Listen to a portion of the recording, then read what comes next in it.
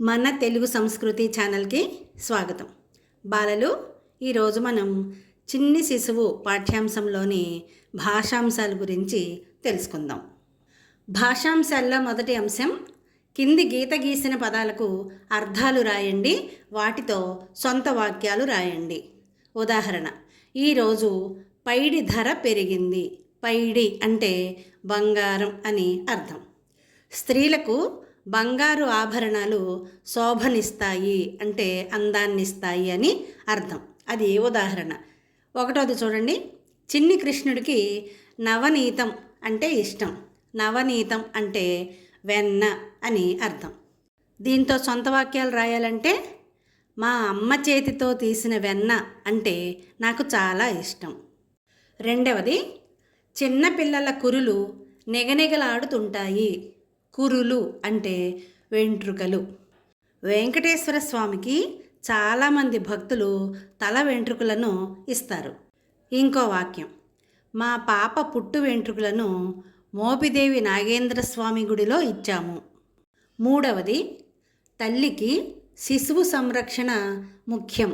శిశువు అంటే చిన్న బిడ్డ, ఆడపిల్లైనా మగపిల్లాడైనా సరే చిన్న బిడ్డ అయితే శిశువు అని అంటారు. చిన్న పిల్లలని జాగ్రత్తగా సంరక్షించాలి. ఇంకో వాక్యం, చిన్నపిల్లలు తల్లిని వదిలి ఉండలేరు. తర్వాత, గణపతికి ఏనుగు శిరస్సు ఉంటుంది. శిరస్సు అంటే తల అని అర్థం. తలని ప్రతిరోజు చక్కగా దువ్వుకోవాలి. ఇంకో వాక్యం, తలలో చిక్కులు ఉంటే జీవితంలో చిక్కులు వస్తాయి అంటారు మన పెద్దవాళ్ళు. రెండో అంశం చూడండి, కింది వాక్యాలలో సమానార్థక పదాలు లేదా పర్యాయ పదాలు గుర్తించి రాయండి. ఉదాహరణ, మేను. దానికి పర్యాయ పదాలు దేహం, తనువు, కాయం, శరీరం అని కూడా చెప్పుకోవచ్చు. ఒకటవది చూడండి, ఇది పుత్తడి బొమ్మ, అది స్వర్ణ దేవాలయం. బంగారం, దానికి పర్యాయ పదాలు పుత్తడి, స్వర్ణం. రెండవది, కిటికీ దర్పణం బాగుంది, రేఖ చేతిలో ముకురం ఉంది. అద్దం, దర్పణం, ముకురం. మా అయ్య పొలానికి వెళ్ళాడు. మా స్నేహితుని నాన్న ఉపాధ్యాయుడు. తండ్రి, అయ్య, నాన్న. నాలుగవది, ఆమె శిరోజాలు పొడవుగా ఉన్నాయి, ఈమె కేశాలు పొట్టిగా ఉన్నాయి. కురులు, శిరోజాలు, కేశాలు, ఇవన్నీ పర్యాయ పదాలు. తెలుసుకున్నారు కదా. తరువాత, ప్రకృతి వికృతులను జతపరచండి అని ఇచ్చాడు కదా. చూడండి, ఫలం, పయస్సు, భృంగారం, కృష్ణుడు, చేష్ట. ఇటు పక్కనేమో నీరు, కన్నడు, చింతపండు, చేత, బంగారం. ఇప్పుడు వీటిని జతపరుద్దాం. ఫలం చింతపండు, పయస్సు నీరు, భృంగారం బంగారం, కృష్ణుడు కన్నడు, చేష్ట చేత. తరువాత కింది పదాలకు వ్యతిరేక పదాలు రాయండి. చిన్న, పెద్ద, కోపం, శాంతం, తిని, తినక, పైన, క్రింద, వేడి, చల్లన, చల్లని. తర్వాత కింది పదపట్టికను చదవండి. పట్టిక ఆధారంగా కొన్ని పదాలు రాయండి. ఒకటి ఉదాహరణ రాసి ఉంది చూడండి, అక్కడ మువ్వలు. దాన్ని బట్టి మనం మిగిలినవి రాయాలి. శిశువు, శిరసు, పైడి, వెన్న, కౌగిలించు, పాలు, అన్నమయ్య, ముంగురులు. ఇంకా ఏమైనా కొత్త పదాలు ఉంటే మీరు ఆలోచించి రాయండి. తరువాత వ్యాకరణాంశాలు. ఇక్కడ నిత్యం అని పెట్టాడు కదా, చూడండి, దాని గురించి తర్వాత చెప్పుకుందాం. కింది వాక్యాలను చదవండి, గీత గీసిన పదాలను పరిశీలించండి. టంగుటూరి ప్రకాశం పంతులు తెల్లవారికి సింహస్వప్నం. ఇక్కడ తెల్లవారు అంటే ఆంగ్లేయులు అని అర్థం. చుక్కలు మిలమిల మెరుస్తాయి ఎందుకని? కొత్తగా వచ్చిన వ్యక్తిని మీరెవరు అని నాన్న అడిగాడు. మా రాజు మనసైన రాజు. ప్రజలు అల్లూరి సీతారామరాజు ఎక్కడని అడిగారు. వాక్యాలన్నింటినీ జాగ్రత్తగా విన్నారు కదా. కింది పదాలను విడదీసి రాయండి. ఉదాహరణ: ప్రకాశమతడు, ప్రకాశము ప్లస్ అతడు. మొదటిది ఎందుకని, ఎందుకు ప్లస్ అని. మీరెవరు, మీరు ప్లస్ ఎవరు. మనసైన, మనసు ప్లస్ అయిన.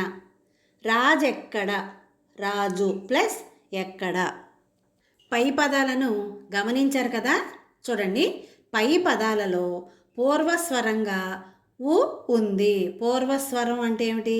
ప్లస్కి ముందు ఉన్నటువంటి పూర్వపదంలో చివరి అక్షరాన్ని పూర్వస్వరం అని అంటారు. ఆ అక్షరాలలో ఉ అనేది ఉంది. ఉ అంటే ఉత్తు లేదా ఒకారం ఉంది. దాని పరస్వరంగా, పరస్వరం అంటే ఏమిటి? ప్లస్ తర్వాత ఉన్నటువంటి పరపదంలో మొదటి అక్షరాన్ని పరస్వరం అని అంటారు. ఆ పరస్వరంగా ఆ, ఈ, ఉ, ఏ, ఓ, ఐ ఇలాంటివి ఏవైనా సరే అచ్చు పరమైతే ఆ సందర్భంలో సంధి అనేది తప్పకుండా జరుగుతుంది. సంధి అంటే పూర్వ పరస్వరాలకు పరస్వరం ఏకాదేశం కావటం అని తెలుసుకున్నాం కదా. ఇలా సంధి తప్పకుండా జరిగితే నిత్యం అని అంటారు. అంటే ఎల్లప్పుడూ సంధి జరుగుతుంది అని అర్థం. దీన్ని సూత్రంగా చెప్పుకుంటే ఉత్తునకు అచ్చు పరమైతే సంధి నిత్యంగా వస్తుంది. తరువాత నిషేధం. నిషేధం అంటే అసలు వద్దు, జరగదు అని అర్థం. కింది వాక్యాలను చదవండి. గీత గీసిన పదాలను పరిశీలించండి. 1. కొత్త బట్టలు మా యమ్మ ఇచ్చింది. మా అయ్య వ్యవసాయం చేస్తున్నాడు. ఓ యమ్మ, నీ కుమారుడు అల్లరి పిల్లవాడు. రాముని దూత ఇతడు. మా ఇల్లు గాంధీనగర్లో ఉంది. విన్నారు కదా. కింది పదాలను విడదీయండి. సంధి జరగని విధానాన్ని గమనించండి. పైన మనం చెప్పుకున్నదేమో ఎందుకని, మీరెవరు అనేది ఖచ్చితంగా సంధి జరిగేది. ఇప్పుడు చూడండి, సంధి జరగని విధానం ఎలా ఉంటుందో చూద్దాం. మాయమ్మ, మా ప్లస్ అమ్మ. మాయయ్య, మా ప్లస్ అయ్య. ఓయమ్మ, ఓ ప్లస్ అమ్మ.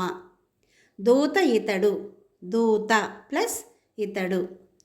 మా ఇల్లు, మా ప్లస్ ఇల్లు. ఇక్కడ పూర్వస్వరంగా అంటే ప్లస్కి ముందున్న దాంట్లో ఆ అనే అచ్చు ఉంది. మా అనే దాంట్లో ఏమేమి ఉన్నాయి? ప్లస్ ఆ రెండు కలిస్తేనే మా అనే అక్షరం ఏర్పడుతుంది. అలా అచ్చు ఉందన్నమాట. పరస్వరంగా మళ్ళీ ప్లస్ తర్వాత ఆ ఉంది, కానీ వాటి మధ్య సంధి జరగలేదు. అప్పుడు ఆ రెండు స్వరాల మధ్యన అదనంగా వచ్చి ఏది చేరింది? ఇ, యాకి నకార పొల్లు ఇ అనేది వచ్చి చేరింది. ఈ విధంగా సంధి జరగని స్థితిని నిషేధం అని అంటారు. అంటే ఎట్టి పరిస్థితుల్లో కూడా ఈ పదాల మధ్యలో సంధి జరగదు. దానికి తోడు ఇ అనేది వచ్చి చేరుతుంది.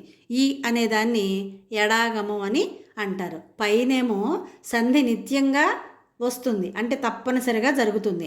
ఇక్కడేమో సంధి నిషేధం అంటే జరగదు అని అర్థం. తరువాత వైకల్పికం. వైకల్పికం అంటే సంధి జరగవచ్చు, జరగకపోవచ్చు. చూడండి, ఇప్పుడు కింది వాక్యాలను గమనించండి. గీత గీసిన పదాలను గుర్తించండి. ప్రతి ఒక్కరికి మంచి మనసైన మిత్రుడు ఉండాలి. మా మేనత్త చాలా మంచిది. గంపలతో పూలెత్తవలెను. హరి, మీరు ఏమంటిరి? విడదీసిన పదాలను కలిపి రాయండి. ఉదాహరణ: మనసు ప్లస్ అయిన, మనసైన, మనసయైన. 1. మేన ప్లస్ అత్త, మేనత్త, మేనయత్త. పూలు ప్లస్ ఎత్తి, పూలెత్తి. ఏమి ప్లస్ అంటిరి, ఏమంటిరి, ఏమి ఎంటిరి. 4 ఉదాహరణల్లో మనసైన, మేనత్త, పూలెత్తి, ఏమంటిరి. ఇవి 4 కూడా సంధి జరిగిన రూపాలు. ఇటు చివర ఉన్నాయి కదా, మనసయైన మేనయత్త ఏమి ఎంటిరి. ఈ 3 పదాలు కూడా సంధి జరగని పదాలు. దీన్నే వైకల్పికం అని అంటారు. మేనత్త అనే పదంలోనేమో సంధి జరిగిన రూపం, మేనయత్త అన్న దాంట్లోనేమో సంధి జరగకుండా ఎడాగమం వచ్చినటువంటి రూపం. ఇంకా పూలెత్తి అని ఉంది కదా, అది సంధి నిత్యం, ఎల్లప్పుడూ సంధి జరుగుతుంది కాబట్టి దీంట్లో సంధి జరగని రూపం అనేది ఉండదు. అందుకని పూలెత్తి అని మాత్రమే ఉంటుంది అది. పై ఉదాహరణలో సంధి ఒకసారి నిత్యంగా మరొకసారి నిషేధంగా జరుగుతుంది. అనగా ఒక చోట ఒకసారి వ్యాకరణ కార్యం ప్రవర్తించి మరొకసారి ప్రవర్తించకపోవటం ఉంటుంది. ఇలా జరిగే విధానాన్నే వైకల్పికం అని అంటారు. ఇందాక మనం చెప్పుకున్నాం కదా, సంధి జరగవచ్చు, సంధి జరగకపోవచ్చు. ఆ స్థితినే వైకల్పికం అని అంటారు. తర్వాత చూడండి, బహుళం. కింది వాక్యాలను గమనించండి, గీత గీసిన పదాలను విడదీయండి. మా పెద్దన్న మామిడి పండు తిన్నాడు. మా వదిన పుట్టినిల్లు నెల్లూరు. నేను వేసవి సెలవుల్లో మా మేనత్త ఇంటికి వెళ్ళాను. మేనయత్త ప్రేమగా చూసింది. నేను నిద్రలో ఒకానొక సమయంలో ఉలిక్కి పడతాను. అక్కడ కింద గీత గీసిన పదాలు ఉన్నాయి కదా, వాటిల్ని ఇప్పుడు విడదీయమంటున్నాడు. ఉదాహరణ చూడండి, మనమున్నాము, మనము ప్లస్ ఉన్నాము, మనమున్నాము. ఒకటవది పెద్దన్న, పెద్ద ప్లస్ అన్న. పుట్టినిల్లు, పుట్టిన ప్లస్ ఇల్లు. మేనత్త, మేనయత్త, మేన ప్లస్ అత్త. ఒకానొక, ఒక ప్లస్ ఒక. ఈ ఉదాహరణలన్నీ మనం గమనిస్తే ఏం తెలుస్తుంది మనకి? అన్ని రూపాలలో కూడా పూర్వస్వరంగా ఆ అనేది మాత్రమే ఉంది. పరస్వరంగా మాత్రం అచ్చు ఉంది. అయినా సరే కొన్ని చోట్ల సంధి నిత్యంగా జరిగింది, కొన్ని చోట్లేమో అసలు సంధి జరగలేదు, అంటే నిషేధంగా ఉంది. కొన్ని చోట్లేమో వైకల్పికంగా, కొన్ని చోట్లేమో అన్య విధంగా జరిగింది. ఇలా రకరకాలుగా ఉంటే దానిని బహుళం అని అంటారు. బహుళం, బహు అంటే ఎక్కువ అని అర్థం కదా, బహుళం అంటే చాలా రకాలుగా జరుగుతుంది అని అర్థం. తరువాత తృతీయ విభక్తి. మనకి విభక్తులు ఉంటాయి కదా, డూము, ఊలు, ప్రథమ విభక్తి. ఇది వేరే వీడియోలో ప్రత్యేకంగా ఉంది, ఒకసారి అది చూడండి. ఇక్కడ మనం ఇప్పుడు తృతీయ విభక్తి గురించి చెప్పుకుంటున్నాం. తృతీయ విభక్తి ప్రత్యయాలు ఏంటి? చేతంచేన్, తోడంతోన్. ఇక్కడ తో అనేది మాత్రమే ఇచ్చాడు. కింది పట్టికను గమనించండి. ఏమిచ్చాడు అక్కడ? బోయవాడు బాణం, దేవుని భక్తి శ్రద్ధల, వాల్మీకి 24,000 శ్లోకాల, కుశలవులు సప్తస్వరాల. మధ్యలో తో అనేది ఇచ్చాడు. ఇటు చివరేమో పక్షిని కొట్టాడు, పూజించాడు, రామాయణం రచించాడు, పాట పాడాడు. ఇప్పుడు ఆ పట్టికలో ఉన్నటువంటి వాక్యాలని మనం తో అనే దాంతో కలపాలి. చూడండి, వాక్య రూపంలో రాస్తే ఎలా ఉంటుంది? ఉదాహరణకి మొట్టమొదటిది, బోయవాడు బాణంతో పక్షిని కొట్టాడు. అక్కడ మొదటి దాంట్లో బోయవాడు బాణం, మధ్యలో తో ఉంది, చివరేమో పక్షిని కొట్టాడు అని ఉంది. ఈ తో అనేది లేకపోతే ఆ వాక్యం అర్థవంతంగా ఉండదన్నమాట. అందుకనే తృతీయ విభక్తి యొక్క ప్రత్యయం చేరితేనే వాక్యం సంపూర్ణ అర్థాన్ని కలిగి ఉంటుంది. రెండవది చూడండి, దేవుని భక్తి శ్రద్ధలతో పూజించాడు. వాల్మీకి 24,000 శ్లోకాలతో రామాయణం రచించాడు. కుశలవులు సప్తస్వరాలతో పాట పాడారు. విన్నారు కదా? పై వాక్యాలలో తో అనే ప్రత్యయం వాక్యాలను అర్థవంతంగా మార్చింది. వాక్యంలోని పదాల మధ్య చేరేటటువంటి చేతంచేన్, తోడంతోన్ అనే ప్రత్యయాలను తృతీయ విభక్తి అని అంటారు. ముందు చెప్పుకున్నాం కదా, ఇది మనం సాధారణంగా కారణాన్ని, ఉపయోగాన్ని, సాధనాన్ని గురించి చెప్పే సందర్భంలో మాత్రం ఈ తృతీయ విభక్తినే ఉపయోగిస్తారు.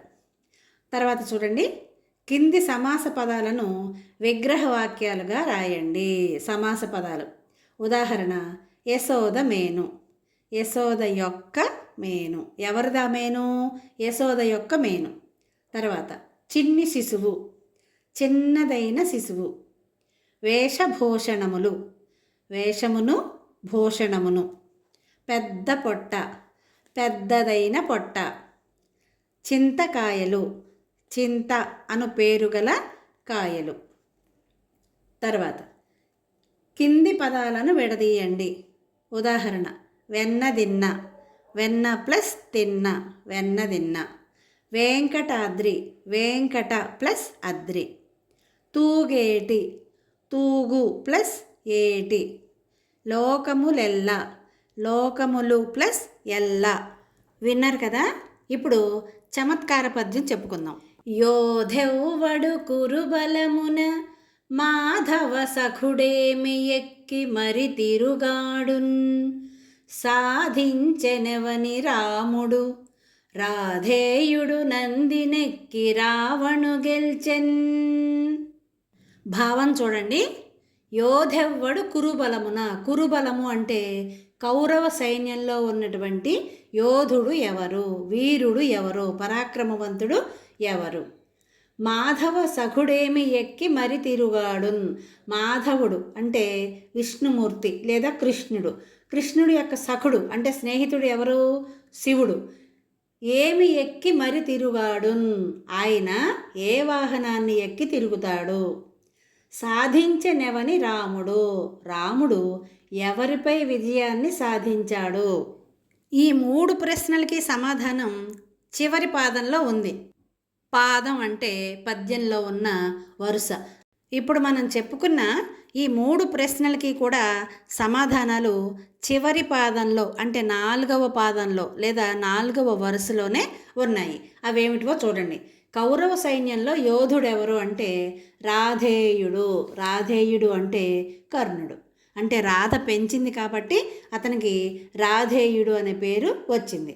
రెండవది, శివుడు ఏ వాహనాన్ని ఎక్కి తిరుగుతాడు. శివుడి వాహనం ఏమిటి? నంది. నంది నెక్కి. తర్వాత రాముడు ఎవరిపై విజయాన్ని సాధించాడు? రావణాసురునిపై విజయాన్ని సాధించి గెలిచాడు. బాగుంది కదా పద్యం. తర్వాత ప్రాజెక్టు పని. దీంట్లో అన్నమయ్య కీర్తనలను సేకరించి చార్ట్ మీద రాసి ప్రదర్శించమంటున్నాడు. తర్వాత త్యాగయ్య కీర్తనలను సేకరించి చార్ట్ మీద రాసి ప్రదర్శించాలి. అన్నమయ్య కీర్తనలు కానీ త్యాగరాజస్వామి కీర్తనలు కానీ సేకరించి చార్ట్ మీద రాసి మీ తరగతి గదిలో ప్రదర్శించండి. తర్వాత మీకు తెలుసా అనే శీర్షికలో ఇక్కడ భువనాల పేర్లు ఇచ్చాడు చూడండి.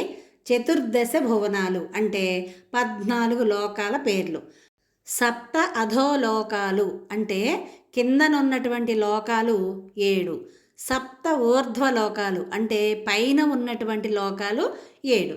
సప్త అధోలోకాల పేర్లు అతలం, వితలం, సుతలం, తలాతలం, రసాతలం, మహాతలం, పాతాళం. దీన్నే సినిమాలో డైలాగ్ ఉంటుంది. ఏమిటది? అతల, వితల, సుతల, తలాతల, రసాతల, మహాతల, పాతాళం అని. తరువాత సప్త ఊర్ధ్వ లోకాలు, పైనుండేటటువంటి లోకాలు. భూలోకం, భువర్లోకం, సువర్లోకం, మహర్లోకం, జనోలోకం, తపోలోకం, సత్యలోకం. ఇవి విన్నారు కదా. చిన్ని శిశువు పాఠ్యాంశంలోని భాషాంశాలు మరియు వ్యాకరణాంశాలు. ఇలాంటి మరిన్ని వీడియోల కోసం చూస్తూనే ఉండండి మన తెలుగు సంస్కృతి ఛానల్. జై హింద్, జై భారత్.